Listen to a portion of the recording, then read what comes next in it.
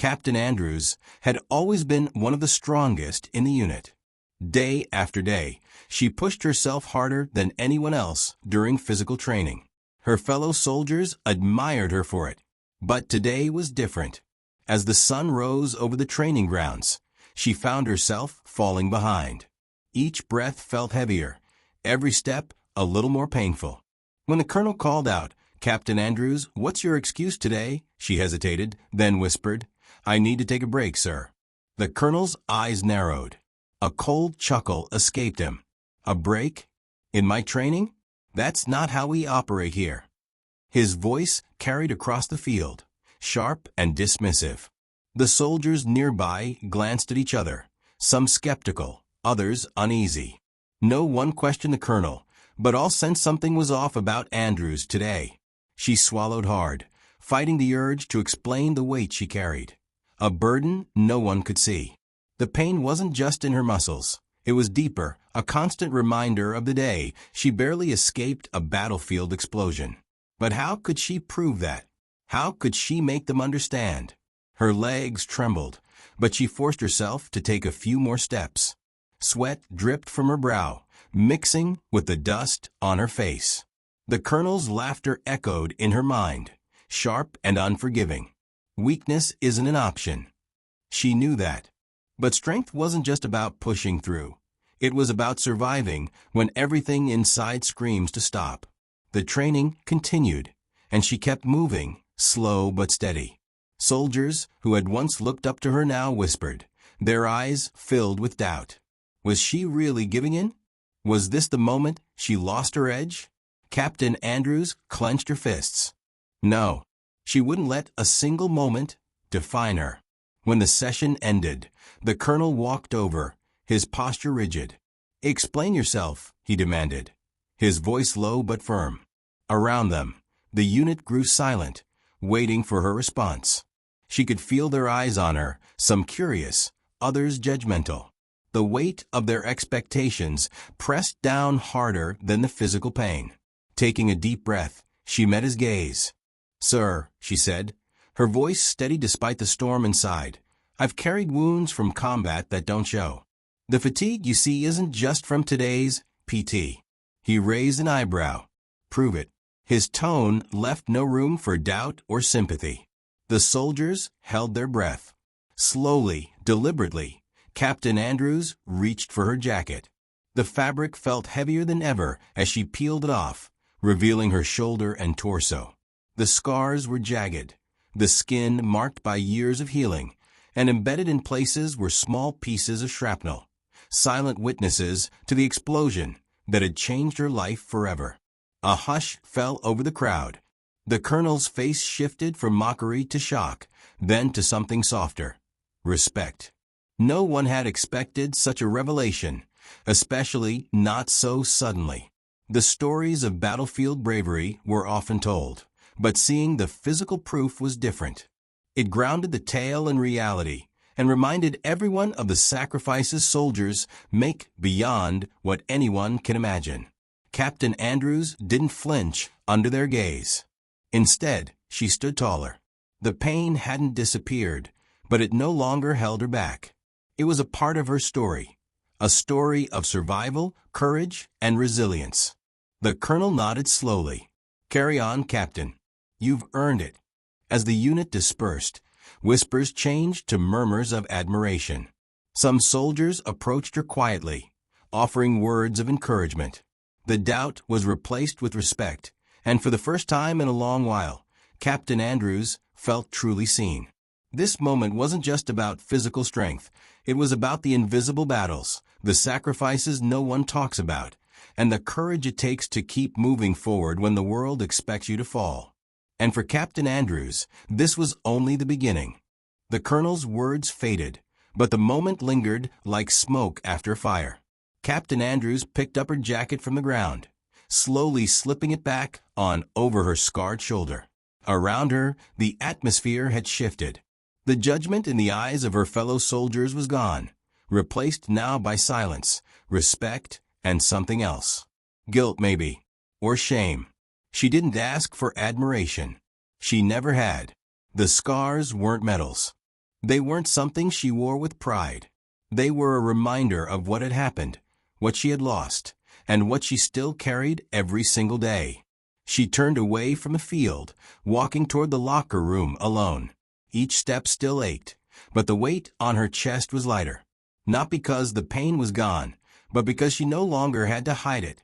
Inside the locker room, she sat on the bench, elbows on her knees, head bowed.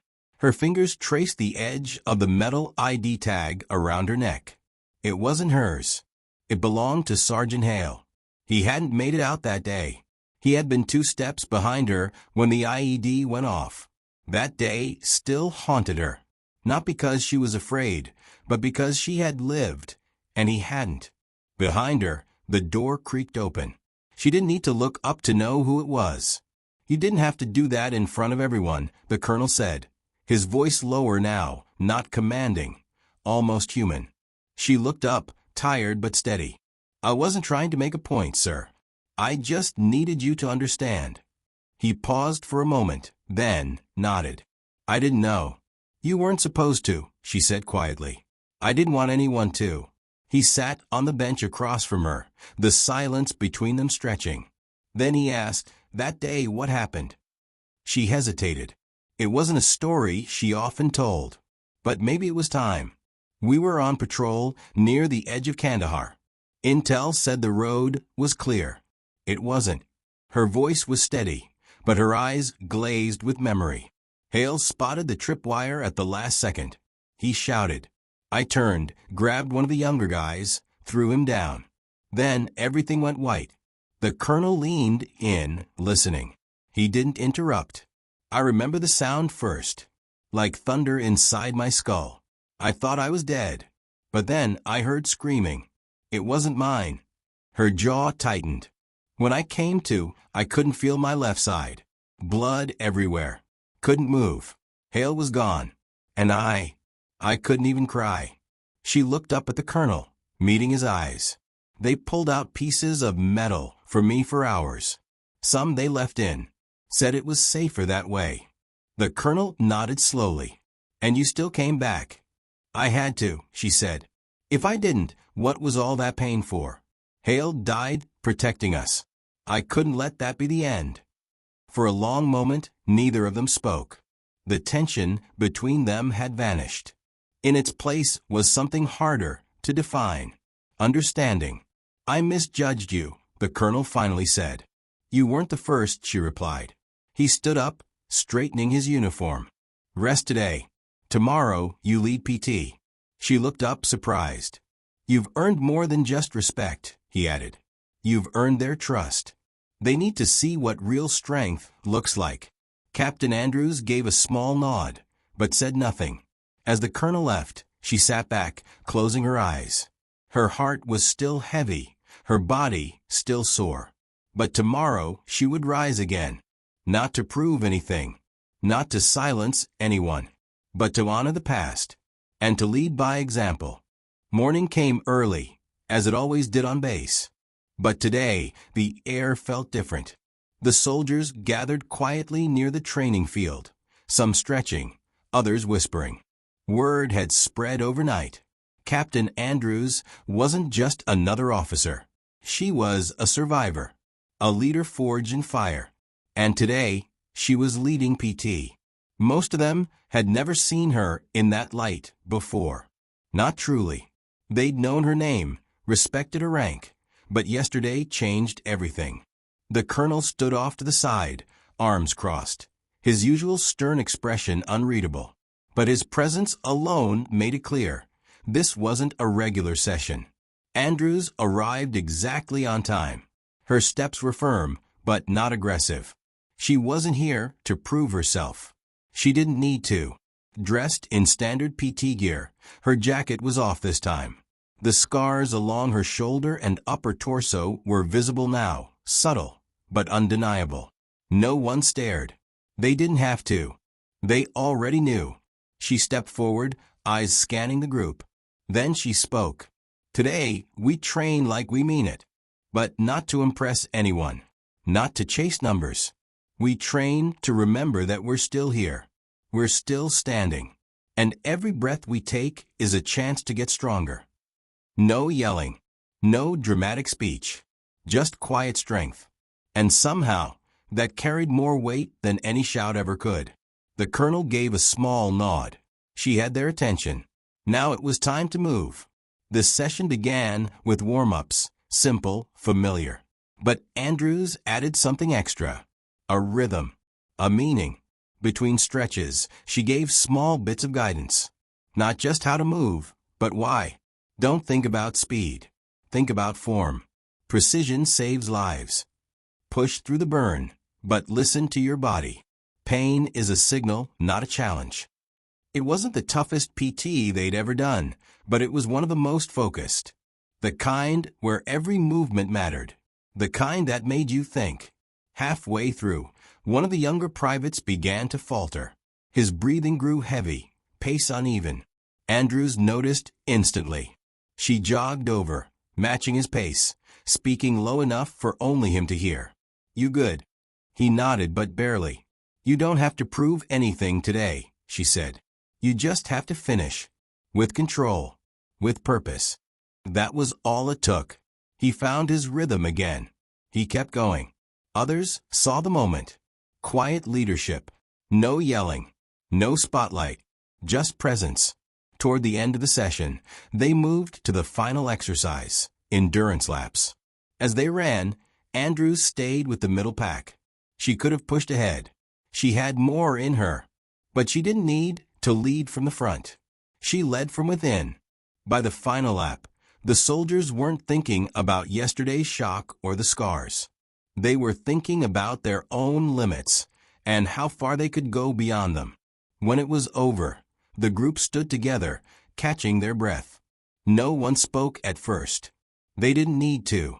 Something had shifted, not just in how they saw their captain, but in how they saw themselves. The colonel stepped forward, looking at Andrews. His voice was steady. "Good work, Captain." She gave a single nod. "Thank you, sir." Then, the unexpected happened. One by one, soldiers approached her. Not to flatter. Not to ask questions.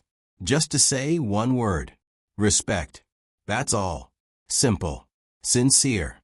And repeated by more than a few. Captain Andrews didn't smile, but her eyes softened. Today wasn't about proving her strength. It was about passing it on. And for the first time in a long while, she knew this unit wasn't just following orders. They were following her. The sun dipped low behind the trees as the day wound down, casting long shadows across the base. Most of the soldiers had gone back to their routines, but the conversation hadn't died. In the dining hall, in the hallways, even at the motor pool, Captain Andrews was on everyone's mind. Not because of her rank, not because of her scars, but because something had shifted during that morning's PT session. Later that evening, Andrews sat alone outside the barracks, a cup of black coffee in hand. The breeze was light, the air still holding the heat of the day. She preferred the quiet. After years of noise, explosions, shouting, static from radios, silence felt like a rare luxury.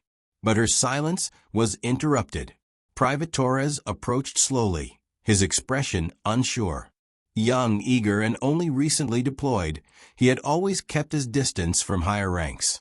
Tonight was different. "Ma'am," he said, hesitating just a moment too long. She looked up, her voice calm. "At ease, Torres. What's on your mind?" He shifted his weight, then sat across from her, folding his hands together. "Is it true?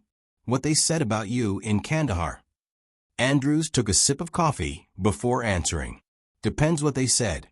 They said you dragged someone out after the explosion. That you went back. Twice." Her eyes didn't move from his. "Once to pull out a wounded corporal. The second time, I tried to reach Sergeant Hale." Torres swallowed. "Did you get him out?" She looked away for a moment. No. The silence that followed wasn't uncomfortable. It was respectful. Torres nodded slowly. "I didn't know about any of it. I saw you slowing down in PT the other day, and I thought maybe you were just getting older." Andrews chuckled once, dry and tired. You wouldn't be the first. But you're not, he said quickly. I mean, you're older than most of us, but that's not what I meant. He fumbled his words, embarrassed. Sorry, ma'am. She raised an eyebrow, amused. Relax, Torres. You're not wrong. He looked up, more serious now. How do you keep doing it? After everything?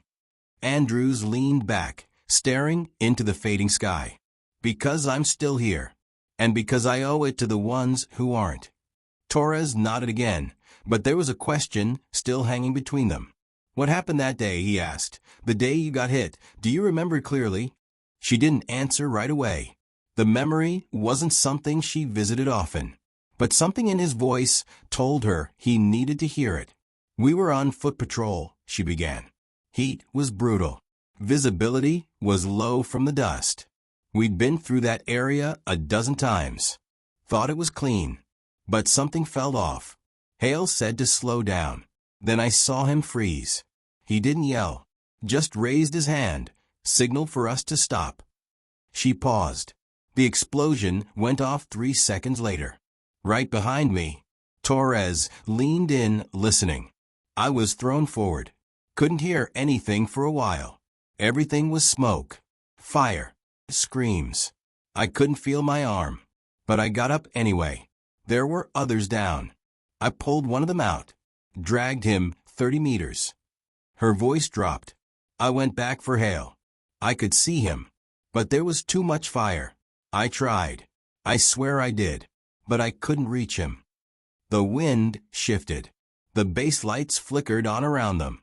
Torres sat in silence for a long moment, then said, he'd be proud of what you've done since. Andrews looked at him. I hope so. In that moment, it was clear that her story wasn't just her own. It was something bigger, something others needed to hear. Not for sympathy, but for strength. The next morning brought a heavy stillness to the base. Not because of bad weather or bad news, but because something had changed. Captain Andrews wasn't just another officer anymore. She had become a quiet symbol, not by choice, but by truth. Word of her story had spread further than she expected, not through gossip or exaggeration, but through whispers of respect. Soldiers who never spoke much had started to talk. About strength, about sacrifice, and about the things that never make it into the reports. Andrews didn't seek the attention. She had no interest in hero labels. But something inside her told her that maybe it was time to stop hiding. After morning drills, she found herself called to the CO's office. It wasn't routine. The colonel stood behind his desk, arms folded, watching her as she entered. At ease, Captain, he said, his tone softer than usual. She nodded and waited. You've made an impression, he said simply. Your platoon's morale has shifted.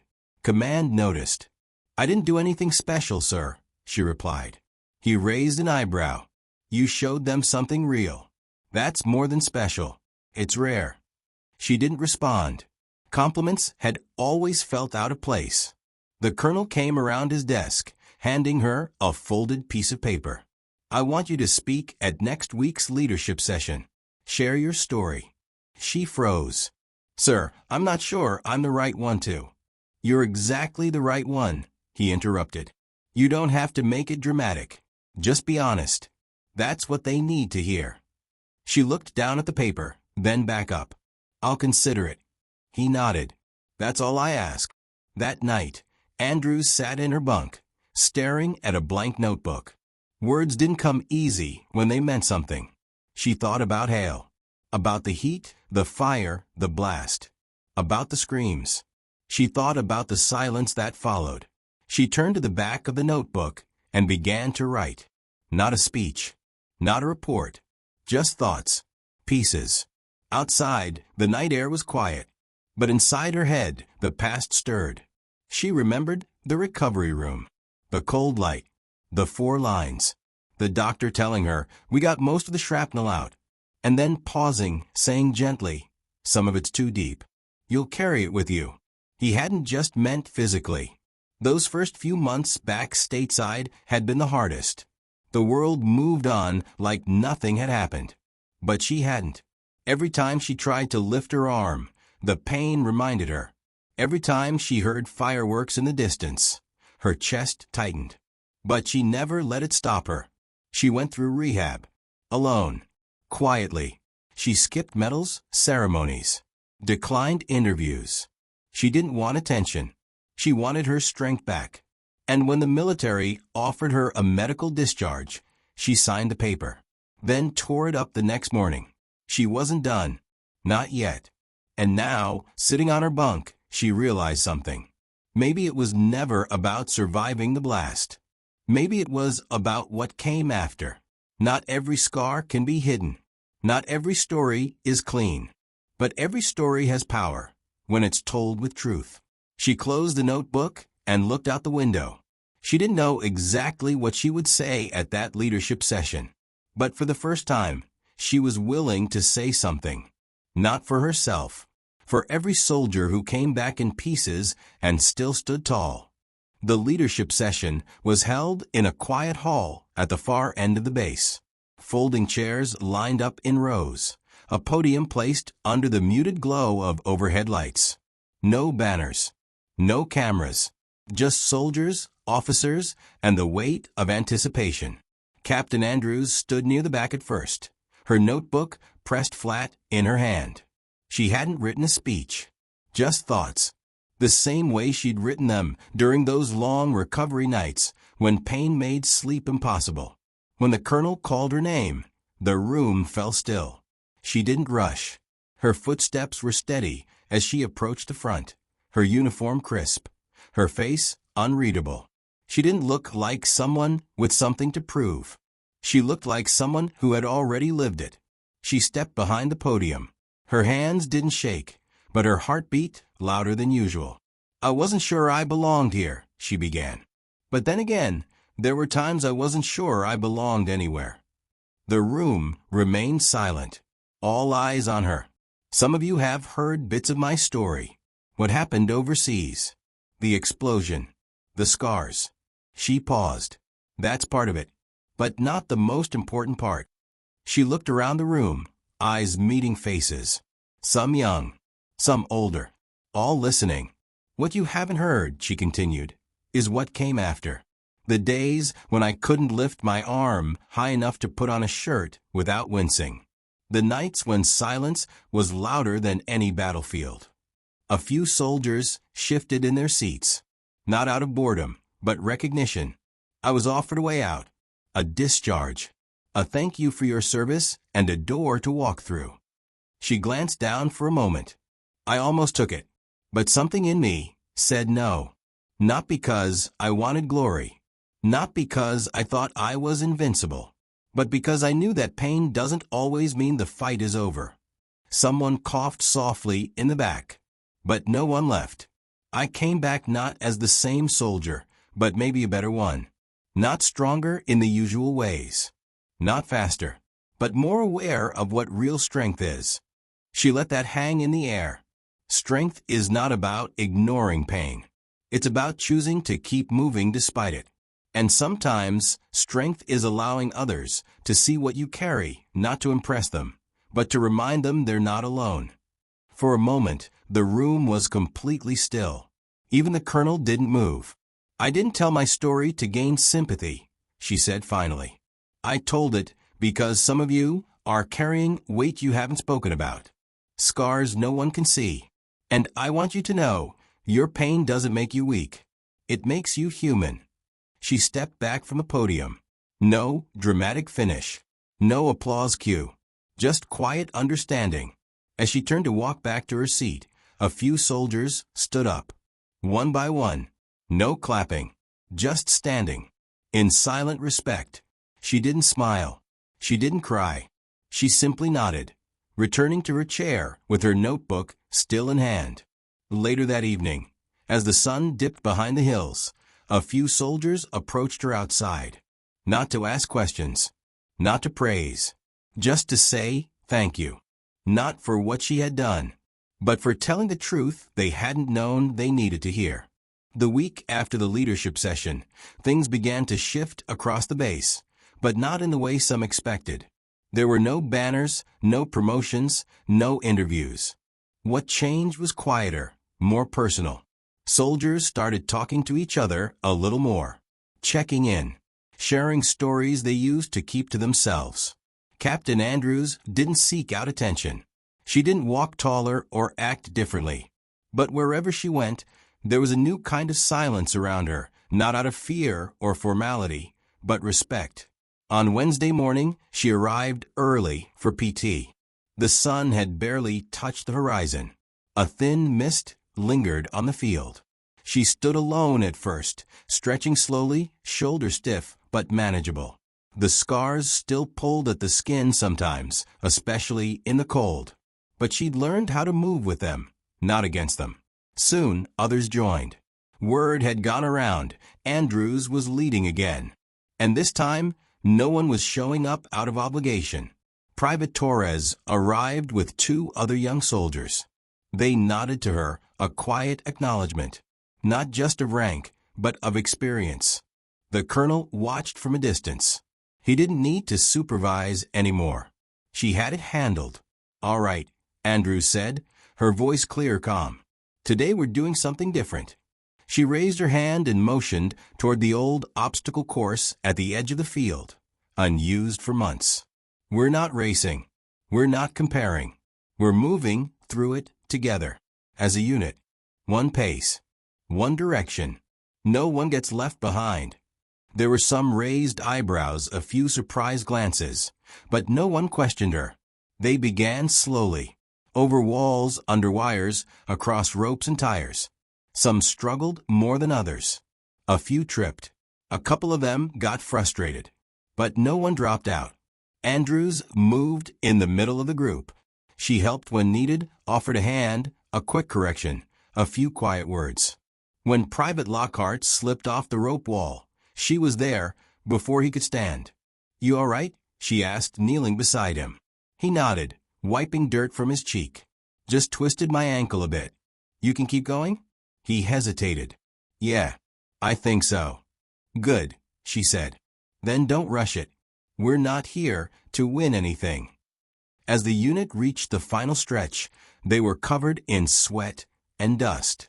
But they were together, all of them, no one lagging behind. Andrews gathered them in a wide circle as they caught their breath. "You just did something most groups fail to do," she said, her voice even. "You didn't compete. You supported. That's what matters when it counts. Not who crosses the line first, but who's still beside you when it ends." There were nods, a few quiet words of agreement. That afternoon, as Andrews sat alone near the motor pool, cleaning her boots, an older staff sergeant approached. "I saw you this morning," he said. "Haven't seen that course used like that in years." She looked up, a little surprised. "Just wanted to try something different." He nodded. It worked. She didn't say anything at first. Then she asked, "Why do you think they followed me?" He shrugged. "Because you're not trying to lead them. You're walking with them. That's the difference." She didn't answer right away, just kept polishing the leather. But inside, something settled. For the first time in a long while, she wasn't just surviving. She was shaping something better than a unit. She was building a team. The wind carried a crisp chill across the base as the season began to shift. The days were getting shorter, and with them came a quiet stillness that settled over the buildings, the field, and the people. But inside that stillness, something stronger had taken root. Captain Andrews stood at the edge of the parade ground, watching as the unit finished their afternoon drills. Their movements were sharper now, not because of stricter rules, but because they had started to care more, not just about performance, but about each other. She didn't have to say much anymore. A glance, a nod, a few quiet words. That was enough. When the final whistle blew, the soldiers dispersed, heading toward the mess hall. Private Torres lingered behind, walking up with a small folder tucked under his arm. "Ma'am," he said, offering it to her. She raised an eyebrow. "What's this?" "It's a request. A proposal, really." She opened it. Inside were typed pages. Ideas for a peer support program on base. Voluntary. Private. For anyone dealing with injuries, physical or not. Andrews scanned the pages. You wrote this. Torres nodded. Well, a few of us did. After your session last week, a lot of people started talking. We thought maybe we could keep it going. Make it easier for others to talk, too. She looked back down at the folder, then closed it. You know this will take time. Red tape. Approvals. Patience. He shrugged. That's okay. We've got time. She smiled slightly, something rare and genuine. All right, she said. Let's see what we can do. That evening, she met with the colonel in his office. She handed him the proposal, without saying much. He read it carefully, then looked up at her. This wasn't your idea, he said. No, she replied. But it came from something I started, and I think it could make a difference. He tapped the folder with his finger. I agree. Weeks passed. The program launched quietly, just like everything else Andrews had touched. No announcements. No speeches. Just a few flyers. A room set aside. A list of volunteers. It wasn't just for combat trauma. It was for anything that weighed on a soldier's back when no one was looking. One evening, she stopped by that room. A few soldiers sat inside, sipping coffee, sharing pieces of their own stories. No rank. No judgment. Just honesty. She didn't join the circle that night. She didn't need to. Her presence at the door was enough. Later, back at her quarters, she sat by her small desk. The same notebook lay open, its pages fuller now. She flipped through it, scanning past notes, past memories. And, at the very end, she wrote something new. Leadership is not how loud your voice is. It's how clearly you listen. It's not how fast you run. It's how many you bring with you. She closed the notebook and exhaled slowly. Outside, the lights of the base flickered in the dark. Somewhere, new recruits were arriving. Somewhere else, someone was packing their bags to go home.